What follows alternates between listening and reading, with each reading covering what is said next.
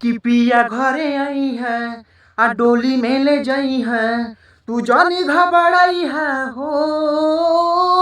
अकिरिया हमारे बाये जनुआ ओ सरऊ के जानी सुताई है हो। क्रिया हमारे बाये जनुआ ओ सरऊ के जानी सुताई है हो। ठीक बनू। हाँ जहिया से बनौली हम बाटी चोखा चटनी, आ देवरा पेट भरे खाए लगल।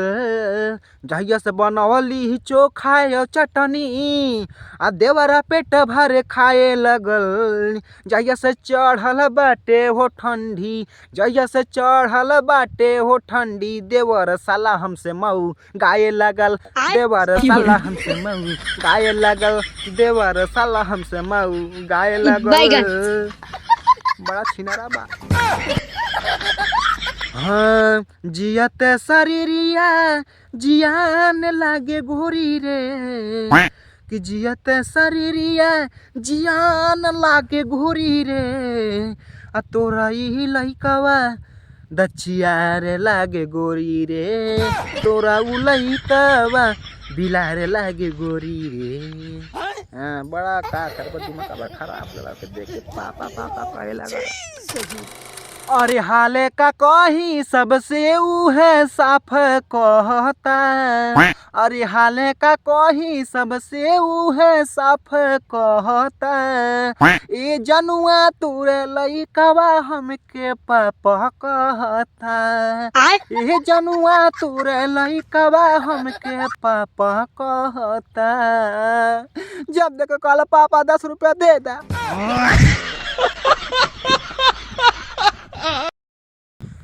हो हाँ साल भर पे आइलू धनिया हो, साल भर पे आइलू धनिया। का ले आइलू ए हो, का ले आइलू अपन भतारे से बोला कितना पैसा चुरैलू।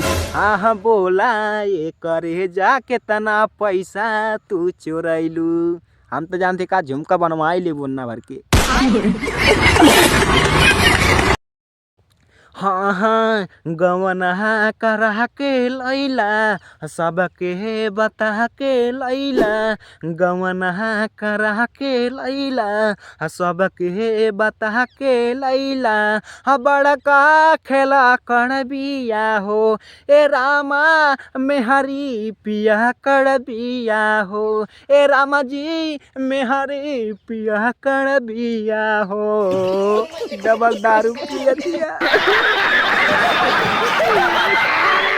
कि ओकर खाए के मनवा बार बार जो हता, कि ओकर खाए के मनवा बार बार जो हता। ये भैया हो बहरा से लइहा तू खटाई भौजइया के लार चुहता। भैया हो बहरा से लइहा तू खटाई भौजइया के लार चुहता।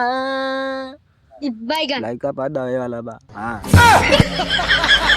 हाँ बात कहीं एकदम सही हो ए हो, बात कहीं एकदम सही हो। कहीं ओ करौजी भौजी तुहार कि तुहार ननदिया तुहके बहुत गरियावे भतर कटनी है भौजी। तुहार ननदिया छोटकी बहुत गरियावे भतर कटनी है भौजी। बताओ भौजी हम तो काम ना गरियावती, तुहार ननदिया छोटकी गरियावत तब हम बतौली तू कि हाँ हमारे पे ना उठी जाइया अपन ननदिया जइया के गरिया खूब। हाँ बस। हाँ जनली की घाव से मेहरिया धूसल बिया हो ए रामा धूसल बिया हो। हमके पता लागल कि चौमिन खातिन रूसल बिया हो, कि हमके पता लागल कि चौमिन खातिन रूसल बिया हो, कि हमके पता लागल। बड़ी लार चुआला ओका। हाँ हाँ अखिया में कजरा लगावेलू जब धनिया हो, अखिया में कजरा लगावेलू जब धनिया हो, सटलू जब पजरा मारे धानी हो जाइला एकदम छिनारे धानी मन करे मनवा बारे बारे धानी ससुर